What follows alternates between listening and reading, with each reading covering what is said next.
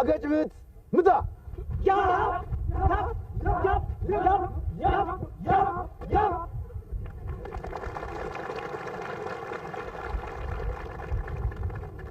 እና ያም ሆኖ የአብዮቱ ወገኖች እያንዳንዷን ደቂቃ እያንዳንዷን ሰከንድ በረጅም ትግል ያቋቋምነውን የመኢሰማንና የኢንዱስትሪ ማህበር ሊቀመንበር ንግግር ያደርጋሉ። በተለይም